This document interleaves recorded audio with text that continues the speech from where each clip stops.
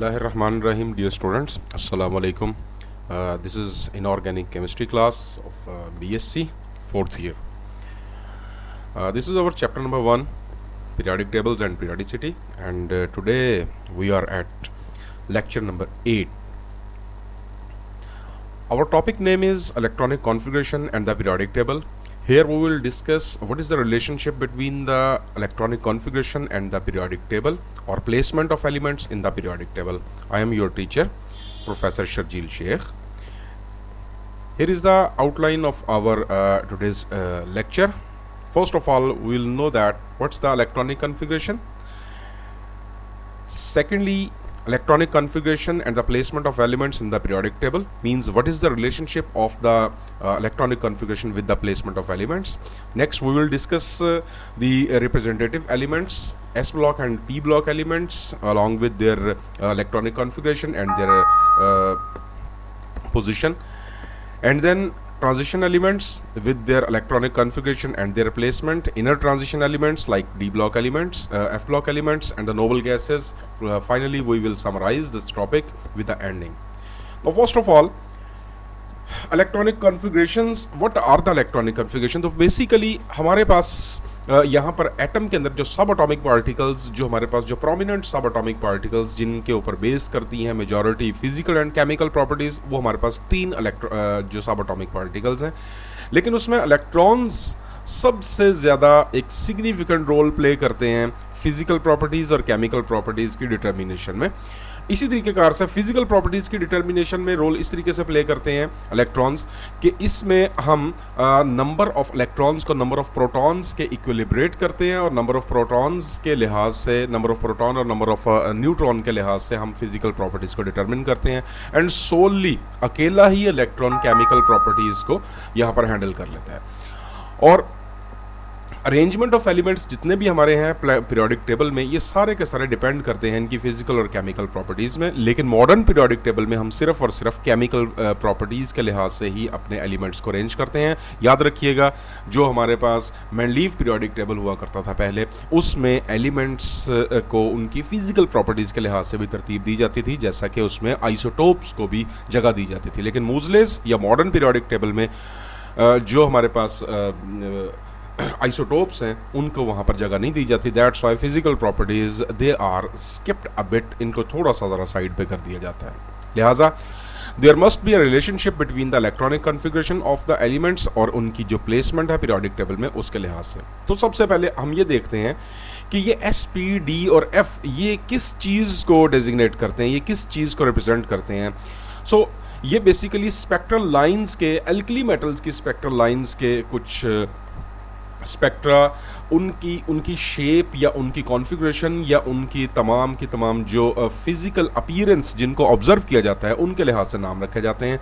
अगर spectral lines sharp होंगी तो वो इलेक्ट्रॉन्स जो इस तरह का जो शार्प हमारे पास जो लाइंस बनाने के रिस्पॉन्सिबल होंगे, तो वो तमाम के तमाम s orbit, s sub shell के अंदर रहने वाले जो इलेक्ट्रॉन्स होंगे. इसी तरीके से पी सब शेल के अंदर रहने वाले जो ऑर्बिटल्स होंगे, उनसे जो स्पेक्ट्रल लाइंस बनेंगी, they will be relatively high tea in their size, तो वो प्रिंसिपल लाइंस कहलाएंगी. इसी तरीके से फिर जो डी ऑर्बिटल के जो इलेक्ट्रॉन्स होंगे, जिस वक्त वो स्पेक्ट्रल लाइंस शो करेंगे, तो उनकी स्पेक्ट्रल लाइंस आपस में एक दूसरे के बहुत ज़्यादा क्लोज होंगी, इतनी क्लोज होंगी कि हम उनको एक दूसरे से डिफ्रेंशिएट नहीं कर पाएंगे. दैट्स वाई उनको हम डिफ्यूज्ड लाइंस का नाम देते हैं. एंड फाइनली जो एफ है फंडामेंटल, तो ये हमारे पास बहुत ही बेसिक लाइंस है, जहाँ से दूसरी लाइंस ओरिजिनेट होती हैं, या फिर ये बहुत ही ज़्यादा स्मॉल साइज़ की लाइंस होंगी.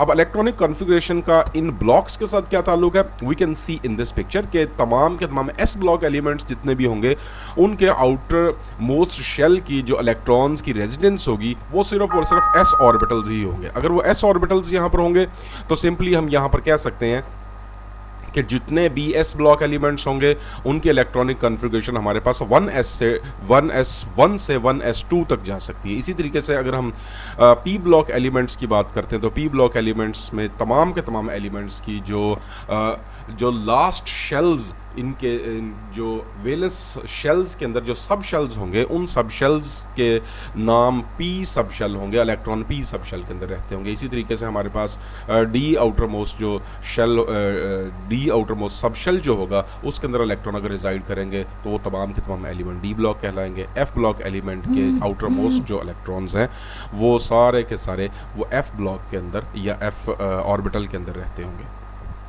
तो बात यह है कि इलेक्ट्रॉनिक कॉन्फ़िगरेशन का बेसिकली इसका इलेक्ट्रॉनों की अवेलेबिलिटी या इसकी डिस्ट्रीब्यूशन से क्या ताल्लुक है। तो फर्स्ट ऑफ ऑल हम देखते हैं कि इलेक्ट्रॉनिक कॉन्फ़िगरेशन किसी भी एटम की वो बेसिकली डिनोट करती है कि डिस्ट्रीब्यूशन ऑफ इलेक्ट्रॉन उनके अवेलेबल शेल्स के अंदर कहाँ कहाँ पर इलेक्ट्रॉन डिस्ट्रीब्यूट है। और जाहिर सी बात है शेल्स के बाद फिर सब शेल्स के अंदर इलेक्ट्रॉन कहाँ कहाँ डिस्ट्रीब्यूट है।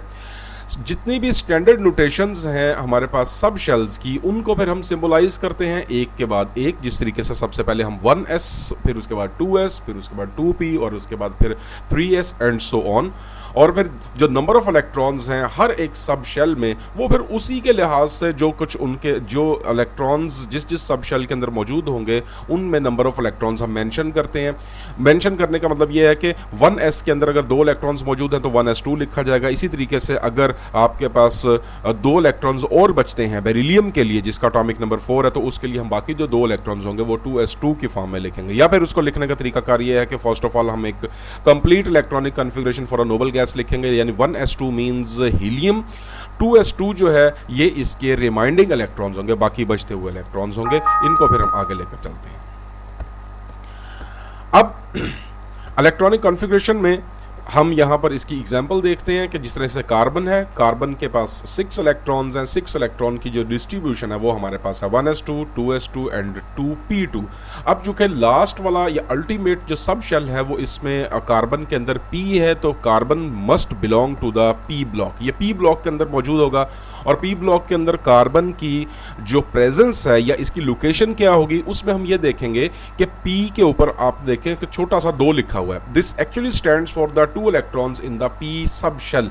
लेकिन जब इसको इलेक्ट्रॉनिक कॉन्फ़िगरेशन के लिहाज से इसकी प्लेसमेंट को जज किया जाएगा तो p ब्लॉक के अंदर सेकंड मेंबर कार्बन होगा। मींस टू से कि आपके पास ये 2 जो है ये stands for the second period. तो सेकंड पीरियड में जिस वक्त आप चलेंगे, आप एस ब्लॉक को गुजारने के बाद जब आप पी ब्लॉक में एंटर होंगे तो पी ब्लॉक में पहले मेंबर को छोड़कर जो दूसरा मेंबर होगा यहां पर कार्बन मौजूद होगा।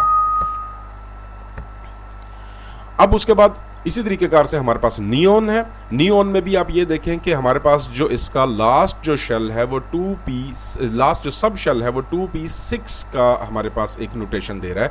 Again 2 stands for the second period, P stands for the P block and 6 stands for the 6th position in the P block। तो हम यहाँ पर सबसे पहले चले जाएंगे पहले वाले पीरियड को छोड़ के दूसरे वाले पीरियड में, दूसरे वाले पीरियड में हम एस ब्लॉक को छोड़ के पी ब्लॉक में एंटर हो जाएंगे। पी ब्लॉक में हम काउंट करते हुए 6th पोजीशन पर जाएंगे। तो ये जो 6th पोजीशन यहाँ पर मौजूद है, यहाँ पर नियोन मौजूद होगा। इसी तरीके से जिस वक्त हम सल्फर को देखेंगे तो सल्फर के लिए हमारे पास यहाँ पर 3p4 है। 3p4 का मतलब ये है कि अब आप यहाँ पर फर्स्ट वाले जो पीरियड है इसको भी छोड़ दें, दूसरे वाले पीरियड को भी छोड़ दें, तीसरे वाले पीरियड में आप एस ब्लॉक को स्किप करने के बाद जब पी ब्लॉक में एंटर होंगे तो पी ब्लॉक में p4 फोर्थ मेंबर पे आपको, फोर्थ पोजीशन पे आपको जो एलिमेंट मिलेगा that will be the sulphur. तो ये आपके पास सल्फर एलिमेंट होगा। अब यहाँ पर जो हमारे पास रिप्रेजेंटेटिव एलिमेंट्स हैं, for the representative elements, in elements के जो आउटर मोस्ट ऑर्बिटल्स हैं या सब लेवल्स हैं या सब शेल्स हैं, वो या तो एस सब शेल होंगे या फिर वो पी सब शेल होंगे। तो जिनके एस सब शेल होंगे अल्टीमेट, जिनमें वेलेंस जो सब शेल्स हैं एस होंगे या पी होंगे, उनको हम रिप्रेजेंटेटिव एलिमेंट्स या फिर नॉर्मल एलिमेंट्स का नाम देते हैं।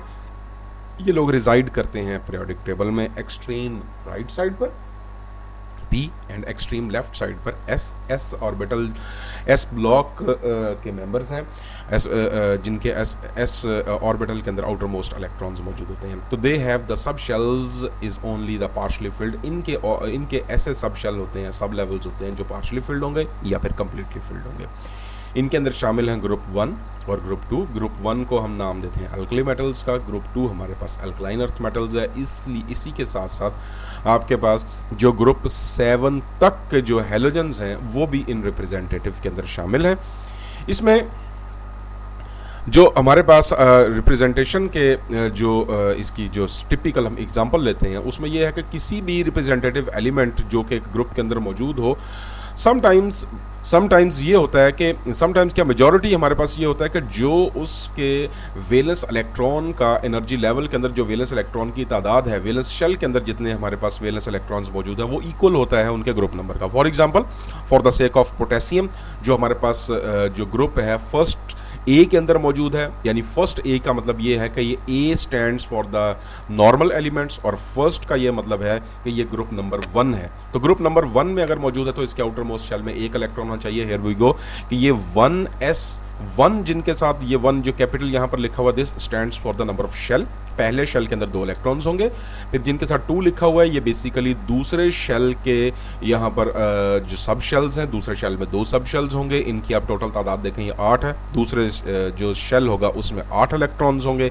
इसी तरीके से हमारे पास जो तीसरा सब शेल होगा उसके अंदर हमारे पास जो इलेक्ट्रॉन्स की तादाद है वो भी 8 है और चौथे सब शेल के अंदर 1 इलेक्ट्रॉन मौजूद है। सो चौथा सब शेल आखिरी सब शेल है, चौथा शेल आखिरी शेल है, इसके अंदर एक ही सब शेल फिलहाल मौजूद है क्योंकि पोटेशियम के पास सिर्फ एक ही इलेक्ट्रॉन बचता है। लिहाजा 4s1 जो होगा ये इसकी जो लास्ट शेल की इलेक्ट्रॉनिक कॉन्फ़िगरेशन होगी। अल्टीमेट शेल या वैलेंस शेल के अंदर सिर्फ एक सब शेल मौजूद है और एक सब शेल के अंदर सिर्फ एक ही इलेक्ट्रॉन मौजूद है। तो यहाँ पर हम मेंशन करेंगे कि जो अल्टीमेट शेल या वैलेंस शेल के अंदर जो सब शेल मौजूद है ये इसका ब्लॉक नेम होगा और जो इलेक्ट्रॉन यहाँ पर मौजूद है ये इसका ग्रुप नंबर होगा। पोटेशियम एस ब्लॉक के पहला मेंबर है और ये ग्रुप नंबर फर्स्ट ए के अंदर मौजूद होगा। इसी तरीके से अगर कार्बन, सिलिकॉन, जर्मेनियम वगैरह ग्रुप 4 के अंदर मौजूद हैं तो इनके जो लास्ट शेल के अंदर 2 इलेक्ट्रॉन्स मौजूद होंगे। जिनके साथ 1 लिखा हुआ है ये शेल नंबर को रिप्रेजेंट करते हैं। 1 stands for shell number 1, 2 stands for ये कैपिटल जो 2 लिखा हुआ है जो यहाँ पर प्रीफिक्स के तौर पर लिखा हुआ है ये हमारे पास शेल को शो करता है। तो सेकंड शेल के अंदर टोटल नंबर ऑफ इलेक्ट्रॉन्स जो हैं वो 4 हैं। 2 इलेक्ट्रॉन्स एस ऑर्बिटल के अंदर हैं, 2 इलेक्ट्रॉन पी ऑर्बिटल के अंदर मौजूद हैं। इसी तरीकेकार से अगर आप सिलिकॉन पर जाते हैं तो सिलिकॉन में भी और जर्मेनियम के अंदर भी आपको यही चीज़ रिपीट होती हुई दिखाई देती है कि all of them contains 4 electrons in their outermost shell. लिहाजा ये बिलोंग करेंगे ग्रुप 4th ए से। Again A stands for the normal और नॉन ट्रांजिशन ग्रुप जिनको हम रिप्रेजेंटेटिव एलिमेंट का ग्रुप कहते हैं। अब उसके बाद हमारे पास आ जाते हैं ट्रांजिशन मेटल्स। ट्रांजिशन मेटल्स हमारे पास एक ऐसे एलिमेंट्स होते हैं जिनके outer most s sub shell जो होता है और उनके साथ ही जो डी सब शेल होता है ये लोग अपने under the process of completion होते हैं। ये लोग इलेक्ट्रॉन्स को कंटेन कर रहे होते हैं। तो ट्रांजिशन एलिमेंट्स जो हैं इनके अंदर इनके जो बेसिक कैरेक्टरिस्टिक है वो ये है कि इनका डी ऑर्बिटल जो होगा वो under the process of completion होगा। ऑन द सेम लाइंस जिस तरह से ट्रांजिशन एलिमेंट्स में हम एक और न्यू क्लास डिस्कस करते हैं इनर ट्रांजिशन एलिमेंट्स, या फिर इनमें लेंथेनाइड एक्टिनाइड्स, या फिर इनमें हम नाम लेते हैं एफ ब्लॉक एलिमेंट्स का। तो इनके मेन कैरेक्टरिस्टिक भी यही है कि ये हमारे पास ऐसे एलिमेंट्स होते हैं जिनके outer most s sub shell वो under the process of completion होते हैं, लेकिन प्रायोरिटीली उनके जो नियरेस्ट जो एफ ऑर्बिटल होता है इनके अंदर इलेक्ट्रॉन जनरली मौजूद होते हैं या ये generally under the process of completion होते हैं। और जो लास्ट कैटेगरी है हमारे पीरियोडिक टेबल की वो नोबल गैसेज हैं। नोबल गैसेज हमारे पास रिप्रेजेंटेटिव एलिमेंट्स या फिर नॉर्मल ग्रुप एलिमेंट्स के अंदर मौजूद होते हैं। लिहाजा इनमें या तो आउटर मोस्ट जो इनका ऑर्बिटल होगा एस ऑर्बिटल होगा या फिर आउटर मोस्ट ऑर्बिटल पी होगा। आउटर मोस्ट ऑर्बिटल सिर्फ और सिर्फ हीलियम के अंदर पाया जाता है। बाकी तमाम की तमाम noble gases p sub shell को फिल किए हुए होती हैं। नोबल गैसेस की खूबी ये होती है कि इनके आउटर शेल्स और इंटर्न आउटर मोस्ट अब सब शेल्स जो होते हैं ये सारे के सारे कंप्लीशन शो कर देते हैं।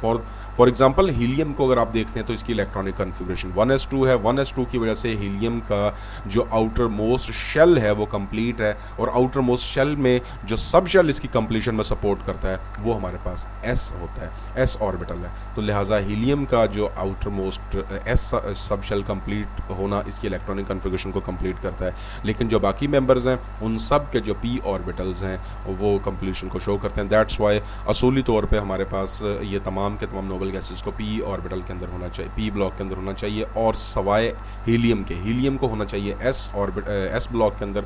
लेकिन यहाँ पर पीरियोडिक टेबल के अंदर जो एक डीमेरिट मौजूद है जो ये रिप्रेजेंट करता है कि 1s2 इलेक्ट्रॉनिक कन्फिगरेशन होने के बावजूद भी जो हीलियम है इसको हमने p ब्लॉक के अंदर रखा हुआ है। This is just on the basis of resemblance in their properties और in their reactivities. This is the overview of the periodic table. इस पीरियोडिक टेबल में आप यहाँ पर देख सकते हैं कि हमारे पास जो फर्स्ट दो लाइंस हैं ये बेसिकली हमारे पास रिप्रेजेंटेटिव एलिमेंट्स में s ब्लॉक है, और ये हमारे पास 13 से लेकर 18 तक जो सारे के सारे यहाँ पर एक पूरा ब्लॉक बना हुआ है, ये सारे p ब्लॉक एलिमेंट्स हैं, और ये इनके आउटर मोस्ट जो इलेक्ट्रॉन वो p सब शेल के अंदर मौजूद हैं, और इनकी इलेक्ट्रॉनिक कन्फिग्रेशन के लिहाज से इनको यहाँ कॉन्फ़िगर किया हुआ है। इसी तरीके से जो सेंट्रल पार्ट है हमारे पास, ये जो डिवेलिंग पार्ट है ये सारे का सारा ये d ब्लॉक कहलाएगा, क्योंकि इन लोगों के outer most electrons d sub shell के अंदर रहते हैं। And finally these are the two lines जिनको हम इनर ट्रांजिशन एलिमेंट्स या फिर इनको लेंथेनाइड्स का और एक्टिनाइड्स का नाम देते हैं। येलो कलर की लाइन लेंथेनाइड और ब्लू कलर की लाइन जो है वो एक्टिनाइड को शो करती है। तो ये जो दोनों के दोनों हमारे पास यहाँ पीरियड्स मौजूद हैं, तो इन दोनों के दोनों पीरियड्स को हम मेंशन करेंगे कि इनके आउटर मोस्ट जो शेल के इलेक्ट्रॉन्स हैं वो रिजाइड करते हैं f ब्लॉक एलिमेंट के अंदर। Thank you so much for your attention. Stay blessed.